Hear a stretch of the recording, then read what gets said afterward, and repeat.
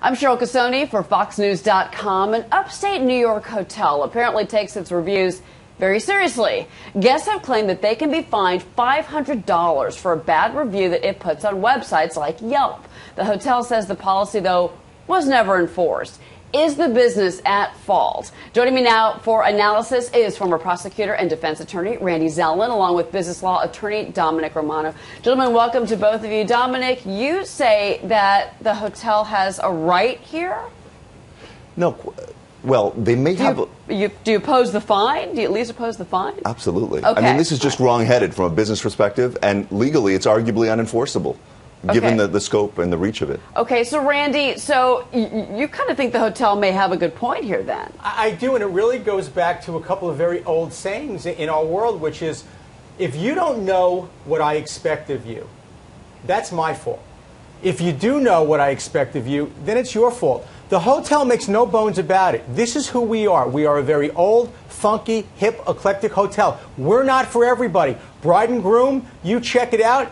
You book it, you must love it, but your guests don't know about it until they get there. So please let them know. If they're looking for cucumbers in their eyes and very modern amenities, we're not for them. So let them know, because if they complain that they didn't like it, well, now it's your fault, because we're putting you on notice before you show up. You're saying, wait, now you're saying this is buyer beware, but I want to show exactly what this couple, they had their wedding there. I want to show everybody what was posted on Yelp and what they said, and then I'll give you the hotel's response. They said the management of this hotel had the gall to email us twice to threaten us financially about the negative review, and saying that basically they were going to keep their deposit, Domenic. I mean, they threatened them via email, then they put it on Yelp.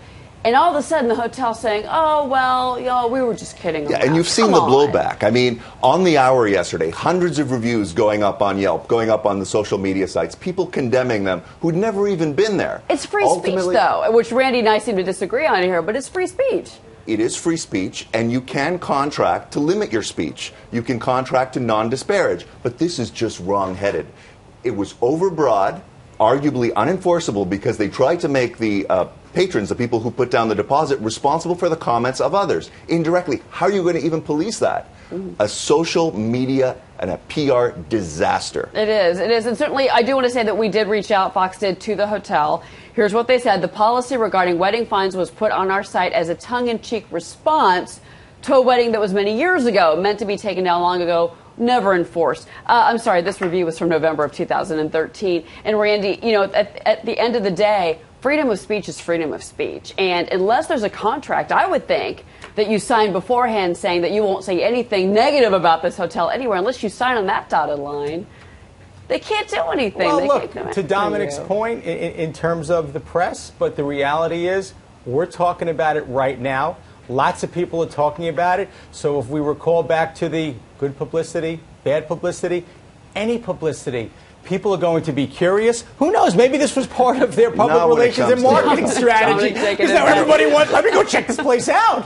Who's going to want to go to this place knowing that there might be unreasonable contract terms, that their deposit might be hit with hidden charges? This is just not a smart way to do business. Is it within the four corners of the law? Maybe, maybe not. It's overbroad. It's ridiculous. Not a good business move. What kind of law would protect the hotel, though, in this regard? Well, you can enter into a contract with one person, with a customer, that customer won't post a review or won't post a unreasonable negative review, or even a review. As the law now stands, you can agree to limit your ability to provide feedback. Okay. Maybe that law should be changed, but what they tried to do here is they tried to limit others' point of view. The reviews of other guests in the wedding party.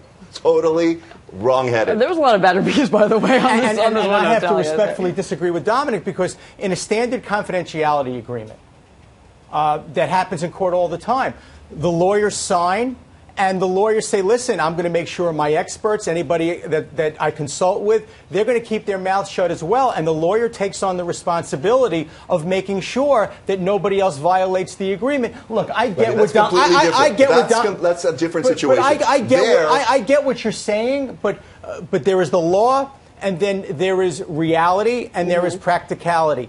And the truth of the matter is, the hotel is simply saying to the bride and groom, You're coming here before you. We don't want your money if you don't like it. But if you're going to book this muzzle place, your children, muzzle those Muzzle teenagers. your If children. they go online, we're going to charge That's you it. $500 for you. Totally ridiculous. Randy, Muzzle your this is children. a completely different Okay. situation. Randy, last word real quick. I may book it. I have to go check this place out. So they got me. I think I'm going to pass on this one. I'm just going to go ahead and say that now. And I definitely wouldn't get married there. All right. Gentlemen, thank you very much. Great discussion. All right. Randy and Domenic, appreciate your time. Of course, we'll see you next time. Of course, again, this is FoxNews.com, and I'm Cheryl Casone.